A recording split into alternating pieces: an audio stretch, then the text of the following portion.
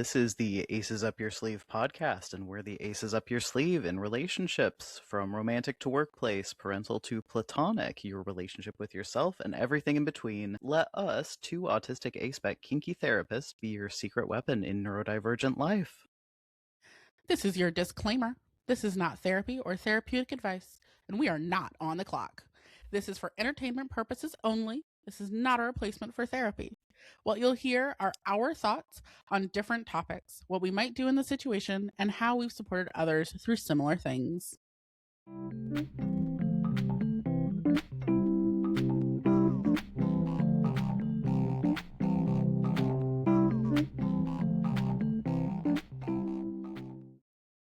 Hello, and welcome to the Aces Up Your Sleeve podcast. I'm your host, Cade. And I'm your host, Sabrina.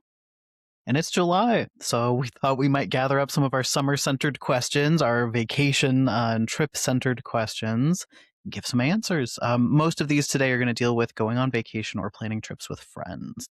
Yeah, because that could be, I think, really challenging and overwhelming. And also, I think a lot of our U.S. culture is very have trips with friends. That's the key to good summer. It's like, okay, shit, gotta get that sorted then. Right, all the summer vacation and spring vacation movies, they've always got trips with friends, or you go on a trip with your family to sneak off and hang out with your friends that are also somehow on that trip. Cool. Well, our first one here, it's summer soon and I want to go on trips with friends, but I've only ever gone with family places, and I usually get my own space. I cannot imagine cramming 4 or 5 friends in a hotel room with me, but we're not rich, so we can't get our own rooms. Yes, it is definitely one of those we're a little bit too young and broke to do a big fancy thing, but also it is a lot of sacrifice of your own personal space and all of that. Yeah, tough to cater to your sensory needs or social needs in a one room or, maybe if you're lucky, 2 room situation with 4 or 5 other people. Absolutely. I was just gonna say, as much as I actually don't really love Airbnb as a concept, it does give you a little bit more space. Even if you only get a one room Airbnb, you at least have a room and a living room, and maybe someone can throw some blankets in the kitchen. You know what I mean? It's a house usually, or a flat of some kind or whatever, with just a little bit more ability to not be all on top of each other. Smart. Yeah. I've never gone on a trip with friends to an Airbnb, I don't think. I tried to one year when we went to Seattle Pride, and then last minute the Airbnb canceled on us. So So I've been seeing that more. It happened to someone around here because they were coming for a graduation. There's a whole bunch of colleges near me, and they were coming for someone's graduation. And I guess Airbnb canceled on them literally. They were on the front steps and they got canceled out. that's wild. And that they can get away with that. There's no way to, that's tough. So I think first advice that we're going to give is find a place that's rentable with more than one room if you can, but maybe not Airbnb, maybe one of the other websites that does that. And just being mindful of the busy season, because I think that was the thing. It's when they think they can get more money than when you book far in advance, it's cheaper.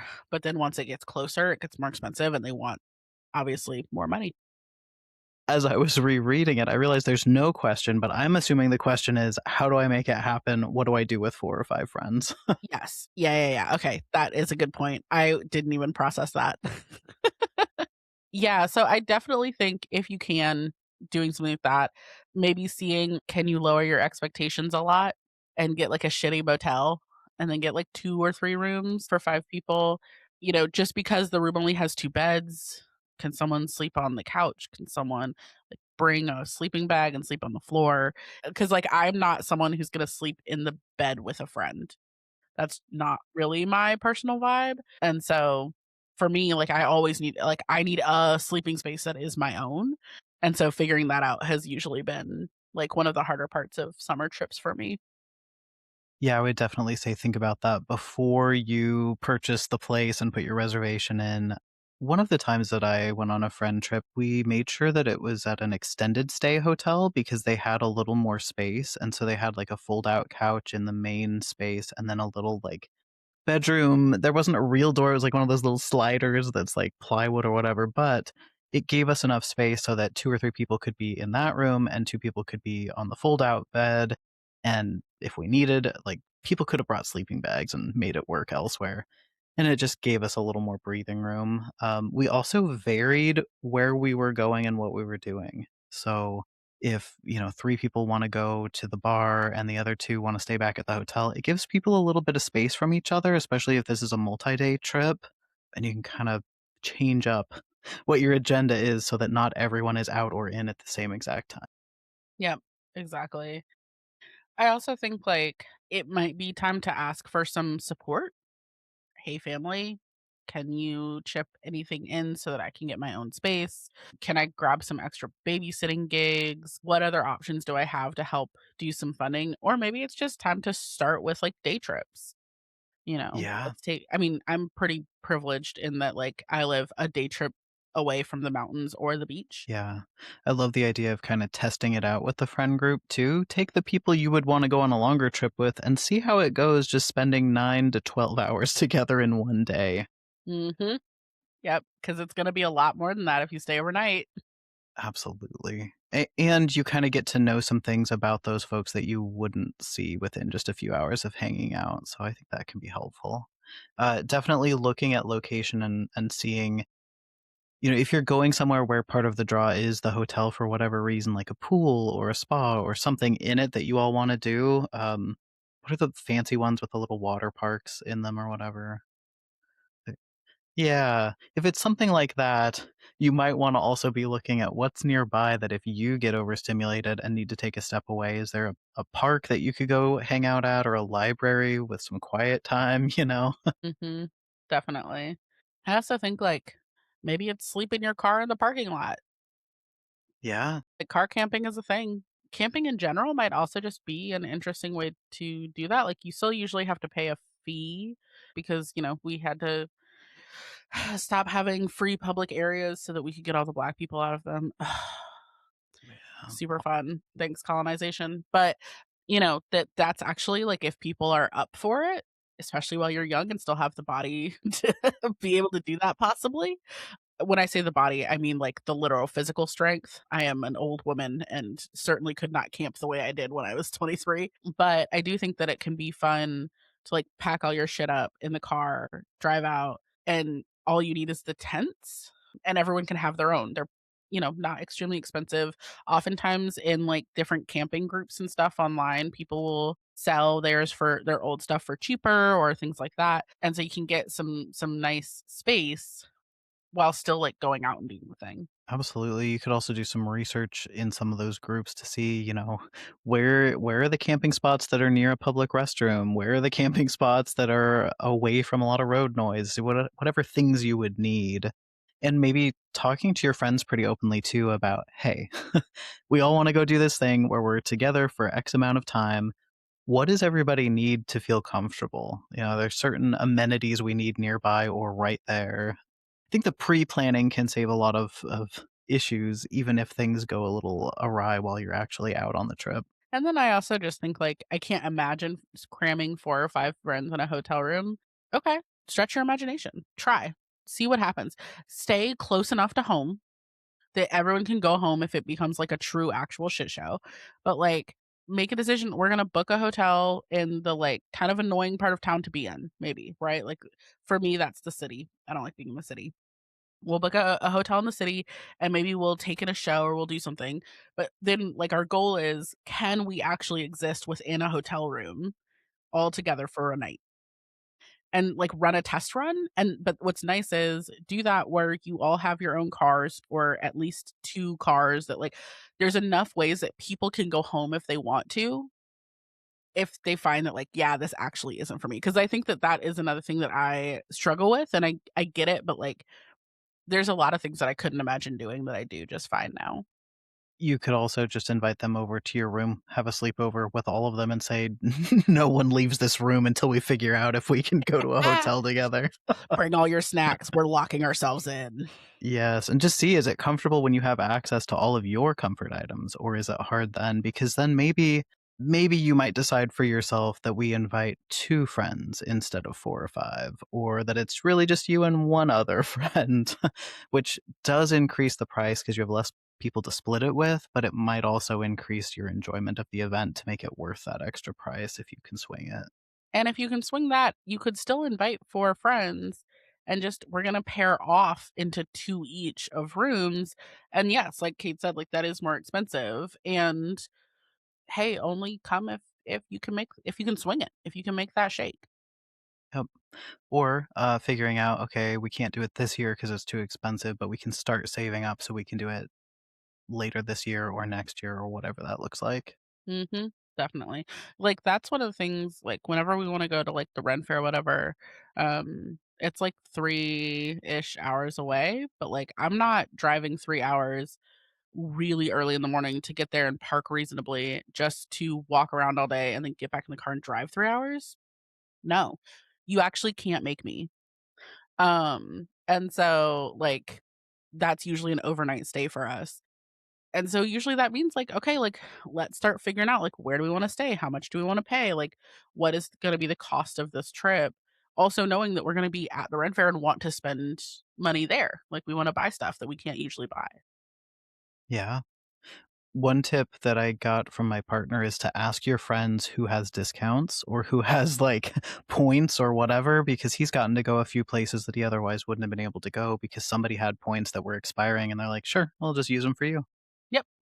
Same thing. My partner works at a job where like they don't get paid well. And because of that, there's like some weird like employee reward stuff. When we went to Scotland, they got our we, like, ended up needing to move hotels part of the way or, like, accommodations part of the way through because I fudged the flight, but they got our, like, secondary hotel, and their job offers it where, like, it pays for it and then small amounts are taken out of their paycheck each month until it's paid off.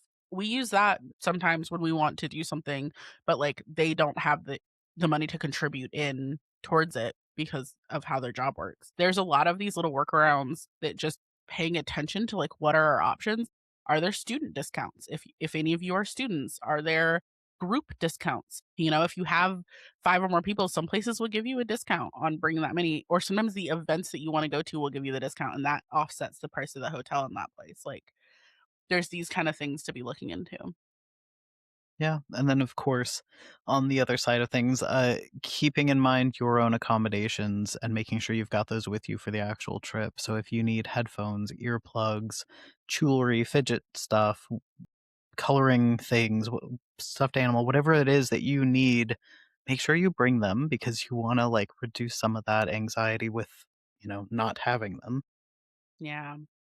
It doesn't sound as fun, but it can be if you, like, put the effort in. Um, a staycation? Again, like, maybe we're all gonna sleep over at someone's house, but, like, maybe we have guest rooms, maybe we have, like, space for that. And we're gonna very intentionally, like, go and do activities out of the house and around town that we don't usually go to and see even, like, the place you live has cool stuff usually, or Probably, not yeah. far, right, or again, like, not far from there, 2 hours, whatever, again, a day trip, but you come back and intentionally all stay together at someone's house so that it still feels like something important is happening. And some of that money that would have been spent on lodging can then be spent on maybe going to a more expensive restaurant or a museum or gallery or whatever the thing is that exists in your area that you don't normally get to do. Yep, exactly.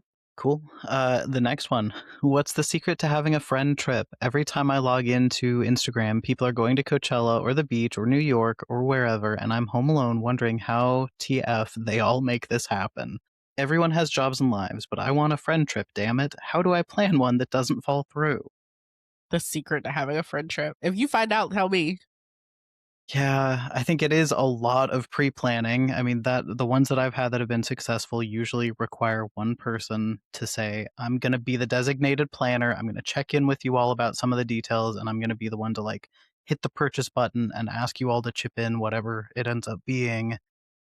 Because if everyone is unsure of who's doing that or trying to do it themselves, it can turn into Messy. a mess really fast. Yeah. So I just read the book, The Art of Gathering, Oh, I haven't. which Yeah, is good. I liked it a lot. But it actually kind of talks about this specifically, like how to make a gathering work well, whether it's a birthday party or a staff meeting or a wedding, a funeral, like whatever it is. What are the components of like doing that well?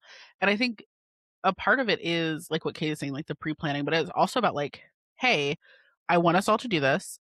let's all pull our calendars out right now and find a time. And there's like an immediacy component. And then there's also like this, like, how do I make a plan that doesn't fall through? I think part of that goes into setting that stage really well.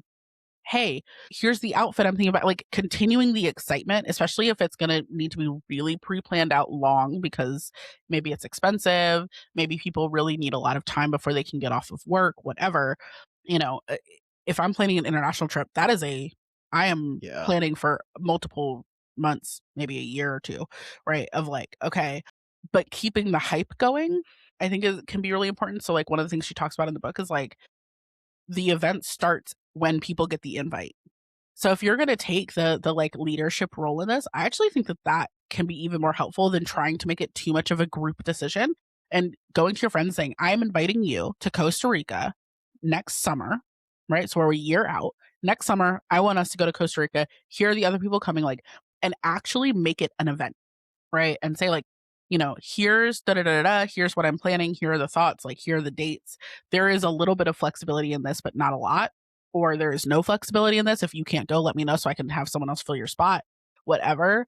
And like have it be an RSVP situation. Have it be a like, I need to know that you're coming because we're planning certain things around who is able to make it and who is not. I'm intentional about who I'm inviting. I'm not going to invite the flakiest people in my life, even if I love them, right? Like right now, one of the flakiest people in my life is a brand new mother. Of Be course she's hard to flaky. She has a yeah. newborn. I want her to be flaky. Like, she has a newborn and a 3-year-old. Oh my god. Please be flaky, right? And within that, I'm not necessarily going to be like, "Hey, a year from now, come to Costa Rica with me." Yeah. Like, Yeah, that might that's need some more lead time of, okay, maybe when the kids are X age or we've got, like, a certain babysitter we really trust that could do, like, nannying for that time. Yeah. or when I can bring the kids or like whatever, right? And so I think that thinking of it as an actual gathering that you're planning, an event that you're planning, means that at least for me, like I shift into another gear of planning it versus like, yeah, I guess if everyone wants to come, that I think kind of feeling makes people feel like, oh yeah, I mean, I could or I couldn't. Like, ooh, I might schedule something over that if something better comes up or whatever.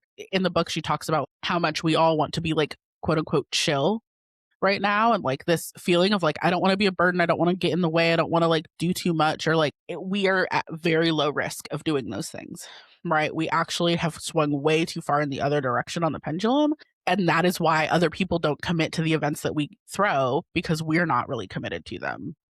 We had a mutual friend just a few months ago saying something like, "Oh yeah, I guess my friend and I agreed to go like international travel somewhere like a year ago and now it's about to happen and I don't know how to tell her that like I can't afford it right now. I don't, it's just not for me." If that person had taken your advice and built the excitement and had firmed up like reserve this week for us to go do that or whatever, maybe that would look different. Right. Or at And I least bet let our mutual that we know be like, "Hey," earlier, "Hey, I can't do this. Hey, thanks for reminding yeah. me that actually isn't gonna work Yes. for me," earlier. Absolutely. Yeah, I feel like if that person had known that that was still the plan, even though no one ever said it wasn't going to be the plan, but had been reminded that that's the plan and in fact it's coming up in a couple months, then that friend could have said, "Whoa, hang on. Actually, life has taken, some curveballs. I'm not going to be able to do that." So if you're the one planning it, make sure you're reminding people, make sure that it feels intentional. I like what Sabrina says too about if you're going to be intentional in gathering the group, it also gives you a chance to ask everyone what they value in a vacation because I find that it's very different. When I plan pre COVID, when I would plan like Disney trips, it was what rides do you all really want to go on? Because those lines are horrendous. And if we really want to hit all the rides, I need to know so I can plan it out based on whatever hours they're popular and things like that. Are there any shows you want to see while we're there? Because they only do them a certain time of day and we're only there for X amount of days. It can really give you the opportunity to make sure that the vacation is what everyone wants it to be without it feeling like you plan a whole thing and then they go and they go, well, we didn't do anything I wanted to do. Right. Or even like, are you inviting the group of friends who wants a very like, here is an itinerary and there is a set of expectations and there is like pre-planned things and we have reservations? Or do you want to invite the group of friends who's like, I kind of want to just be able to like hang around by the pool and chill out and chat and talk and like I'm just kind of here for like food and vibes. and I don't really want reservations for food. Like, I just want to, like, come up with something. Are you gonna go with the friends who are like, "I wanna eat McDonald's no matter where I'm at. That's all I wanna eat." Are you gonna go with the friends who wanna try only foods from that place? And it's not that you couldn't have a mix of these people, but knowing that, like, yeah, Sabrina is gonna sit at the hotel. If we do 3 things back to back, she's gonna sit at the hotel for part of that because her back hurts and it's too much walking, unless we intentionally plan something that's not a lot of walking, right? That, like, I wanna be in the pool, in the hot tub, in the body of water at least some of the time. Especially if we use your Costa Rica example, like, that one Exactly. yeah, that would Like, be harder for me to do a regimented, "Here's what we're gonna do because 'cause you're just there to kinda enjoy it. It's not an event, it's not a limited time for certain things, yeah. right, and while I like cultural experiences and like, "Oh, yeah, like, this is a cool museum, this is awesome," there are also gonna be times when I wanna sit in the pub and talk with some friends. But it's about figuring out, like, what is actually going to be enjoyable to different groups of people, and then, like, trying to make sure that you can accommodate at least the things that they like to do, even if they're different things. I think that those are all really important. And then also, like, yeah, making sure that you're inviting people who are going to communicate with you and that you're following up. Right now, some of my friends and I are planning a little pool party here near me, which is actually how I met some of them. It was the pool party that we went to before the Scotland summit. So now we're doing it before the main summit. And like, hey, do we want to all stay at this one friend's house? Or do we want to get a B&B? How many rooms does a B&B need? Are people bringing partners? Like, these are all parts of the conversation that's happening in the group chat. And like, we'll drop it for a little bit and then we'll come back to it because like it's not until like late June or July. Okay. Time. Right. We have a little bit of time. And as we get closer, we'll get more and more like, ooh, this, ooh, that, ooh, yeah, let's do this. And like firm it up. That is how that particular group of friends likes to plan. I have other friends who are like, I'm not making any plans until the very last second. Those people stress me out. I'm not going on vacations with them. If we happen to end up at the same place, that's cool. But I'm not intentionally gonna when you don't even have a plane ticket booked. And sadly, that's usually where I see the most, plans that are falling through. Yeah, because if you've got someone who's struggling to do those things, it's tough to end up actually at the location with them in the way that you had tried to plan with them. Yep. Exactly. I wanna back us up a little bit to, like, every time I log into Instagram, people are going to Coachella or the beach or New York, and I'm home alone. 1, I think it's important to recognize, like, how often is that one person doing all those things versus how much is it, like, you've got 18 friends and 4 of them are on vacation. Yeah, kinda rotating through instead of always and if it is always the same person, I mean, maybe they can afford it, but also, if these people are in America, a lot of us are in a lot of debt, and that's how lifestyles like that are upheld. Yep. And that, like, it might be worthwhile to snooze them for a little bit in the summer if it gets really, really to you, and it's like because that's the other part, it's like, you say that you really want a trip, which is great, right? And there are other people who I think will see that and be like, "Do I want a trip?" And they're like, "Not really." I am okay with camping, I prefer glamping. When I see people going on camping trips, I'm like, "Oh my god, I would love to go camping, that looks so cool." I don't wanna be camping. My No, the body reality. hurts. Right. Yeah. I don't like bugs. I really don't like bugs. I get too hot very quickly. I don't really wanna be in a tent. I wanna be with all my soft things. I wanna watch TV. Like, it's not for me, but every time I see it, my brain goes, "That's for me. I want it." Same with New York. Like, I liked my little trip to New York. I'm glad it was short. Big city is not my vibes. I'm a beach girly. I'm a small town girly. That's not Coachella is also not me, but I love all the outfits. Ooh, it'd be fun. Oh, and then seeing that band. Like, and so we can convince ourselves that we want things that we don't actually want. So that's another part is like really checking in with like, okay, if I want to do a friendship, what do I want it to actually look like? Because basing it off of what other people are doing on Instagram is a recipe for disaster and will leave you with lots of like frustration and trying to get a thing done that you're not even actually super interested in doing. And spending a lot of money trying to chase that feeling that you're hoping is there when really maybe there would be another vacation or event that you could do that wouldn't cost as much or wouldn't be as labor intensive to figure out with your friends that would be more enjoyable. Yeah. And I also think that, like, remembering that people post the specific interesting things that they're doing and not usually their everyday. Yeah. So, like, I looked at it the other day, on my, like, personal Instagram where, like, all my friends are. I literally only post when I'm, like, actively going somewhere doing something, like So when the only time I make the effort.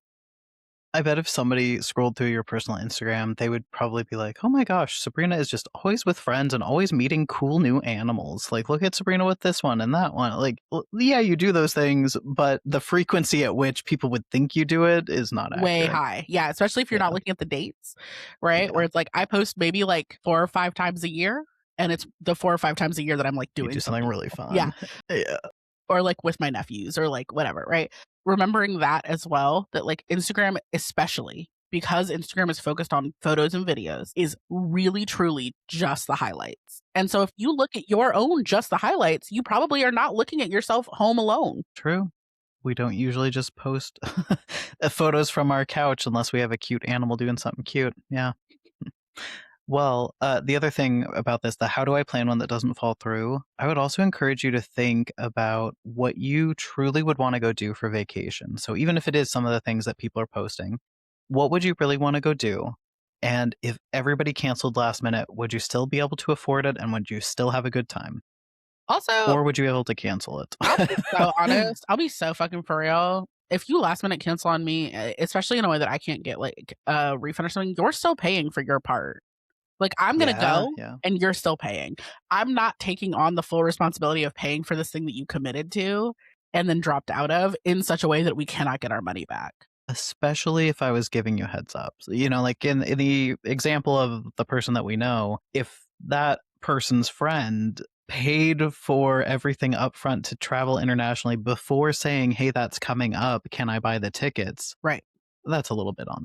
Especially if it's like, because that's the other part is like, we need to collaboratively come up with, like, "Hey, this is the price of the B&B I'm looking at. So everyone's part would be XYZ. Does Yeah, that is work, or do that we want something doable? more like, more expensive, less expensive? How is this kinda like the first question, right? Like, okay, this one has enough rooms for each of us to have our own. Do we wanna double up rooms so that we can get a cheaper B&B, right? Like, all of that is part of it as well. And I will say too, in response kind of to the first question and this next one, letting people know the price ahead of time, even if it's just an estimated, hey, I think at the most it's going to be probably this. Is that doable? If it ends up being a little more, will that still be okay? How about if it's less?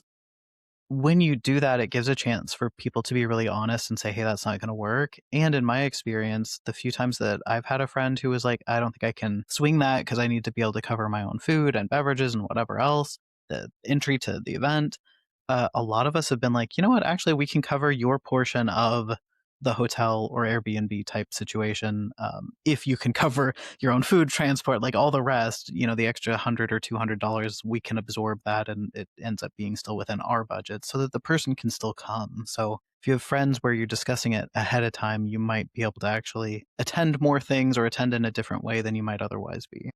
Yeah. So it's about, like, being open and honest up front. I think it is, and I think, like, the hard part is that I really do think very few people want to take the reins of, like, being responsible for the get together, but when no one does, it does just fall apart. Like, there just is not a way for it not to. It's the same way as, like, the bystander effect that we all learn about in psychology class is, like, if nobody calls 911 and everyone thinks that it's someone else's job to, 911 does not get called. Unless if you go, "Hey, you right there, call 911 right now." And they go, "I don't have a phone." Fine, you over there, call them now. That is actually how you get 911 to, like, show up and, like, be useful. Well, useful is maybe, but Hopefully help the person who's in trouble. Yeah. hopefully, right? But, like, it doesn't work to just everyone assumes that it's gonna happen, someone else is gonna take it over, and then no one does. If you're the one who wants the friend trip, make the friend trip. All right. Well, in the spirit of traveling with friends, summer vacations, things like that, we're going to talk about some of our best and worst experiences over on Upping the Ante. That's our exclusive bonus content. You can get it from being a Patreon member. And we'd also love to hear about your experiences, listeners. So if you would leave us a comment, send us a message, especially if you've got any like helpful to dos or not to dos to share, and maybe we can feature them in a future episode. So y'all can expect new episodes from us weekly on Tuesdays as usual. You can find me at Cryptid Learns, and Sabrina is over at Radical Insights Consulting on Facebook or Instagram. You can also add a .com at the end of either of those for our websites. Follow the podcast on Facebook or Instagram at Aces Up Your Sleeve Pod. We always post when new episodes release. Sometimes you'll get to see little clips from the show before you listen. And then if you have any questions for us, visit neurokink.org/AUYS and send them our way. And yeah, we're going to head over to Patreon. If you want to join us over there, it's patreon.com/acesupyoursleeve podcast. Thanks for your support. Bye bye.